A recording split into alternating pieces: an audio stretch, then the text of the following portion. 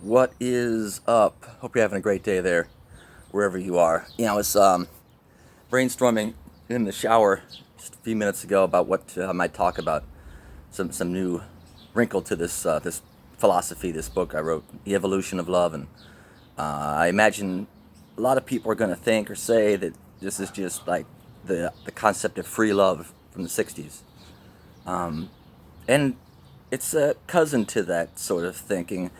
But I think we can look back and say that didn't really gain hold or really go anywhere. It was an idea that blossomed and went away, and it didn't. It was.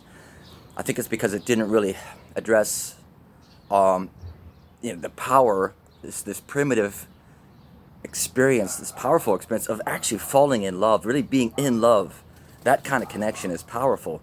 So while I can look at that, understand what they were thinking with it, that they were on board with my overall concept that really love is not about possessing someone else. You can't own someone else.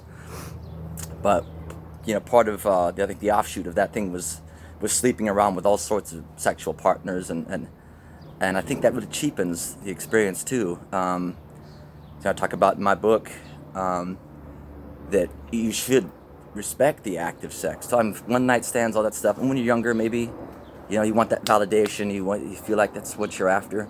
Hopefully, with maturity and age, you realize that if you go about treating sex that way, it loses a lot of the magic, and it's the most intimate experience you can have. I think with who's going to argue that with another person. So it should be reserved for people you really not just you have the hots for, love them first, and that takes time.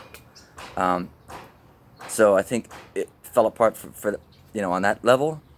But I think more so that what would happen, I think, with people that didn't have this fully realized vision of what love is, would actually fall in love, and then when that partner that they were in love with went and slept around, and I'm talking about the '60s kind of idea, that they got frustrated and realized that's not really the answer. So it's a cousin, I think, to that sort of thing, but it's deeper, it's more thought out. You still, again, basic premise is you cannot possess someone, and why would you try to? I think just looking at this logically, why would you commit to stay if it's not working? And guys, I'm telling you, you never know. Maybe it's gonna really work and click for all these levels and be awesome for a long, long time. Maybe, but there's a very good chance that at some point it's just gonna be kind of blah. And if you're cool with that and you can accept that and you say that's okay because I like the friendship and we get along and we support each other, that can work absolutely. I just think I'm kind of unique and well, certainly very unique. I guess that my mind was drawn to this topic of why our relationships so freaking tricky, and for me, I'll do maybe a longer Genesis story video of the process of what drove me to write this book. But it was just my frustration was ultimately feeling like a bad person. I'm the bad guy because I broke up with these women I was dating and just realized it's what, there's nothing wrong with you, but I'm not ready to settle down, or maybe I found someone else I'm interested in. And just the backlash of tears and even oftentimes with women that we never committed. We're just dating, we're just trying it out. We didn't say we're boyfriend girlfriend, and still it was so emotional every time, and I didn't want to feel like that. I don't want to feel bad. I don't want to go through life hurting people, especially the people I get closest to. So I took a break, at the height of my my prowess. I was young, late 30s or 40, and I'd gotten really good at flirting and dating and like going up to dance clubs. There's always attractive women to flirt with, but I get to a point in my mind where I don't even want to go flirt or ask for it because I play out the future. It's going to be the same thing. They'll fall in whatever. They'll get attached to me, and most likely I'll hurt them. And I'll wonder if they'd wish they never met me. It was hard.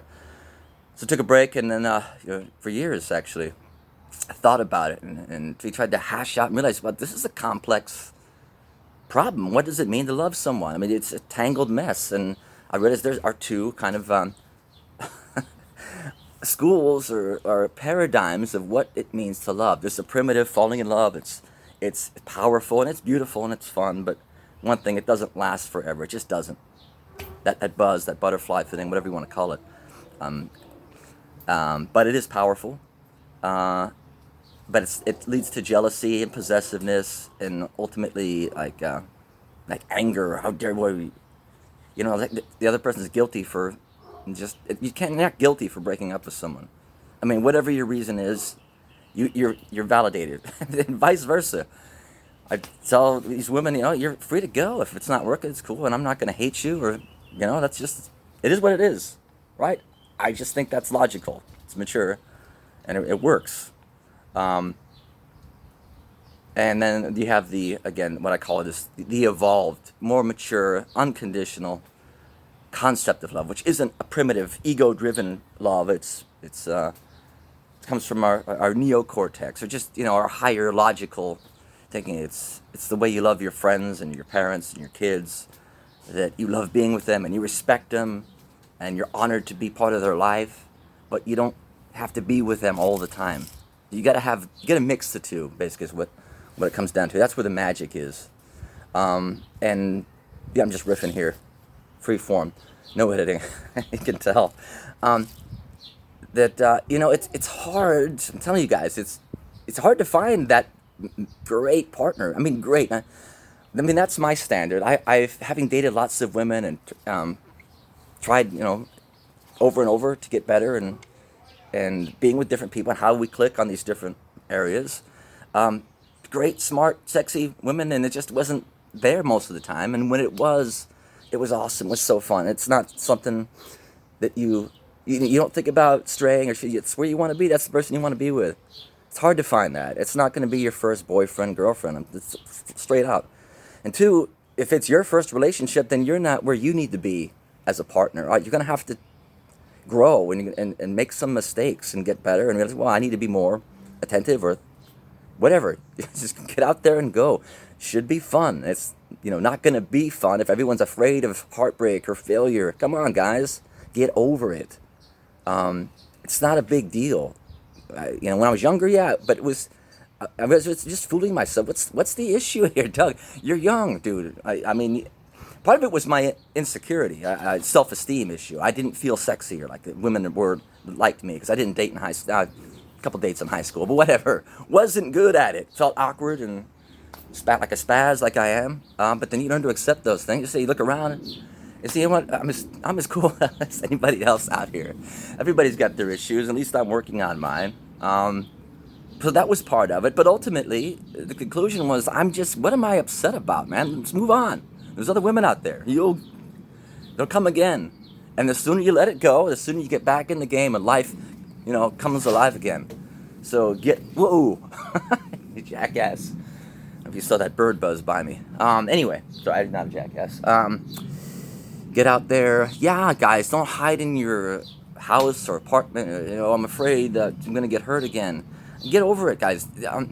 Know this. Probably your next relationship is not going to last the rest of your life. Okay? Maybe. Whatever.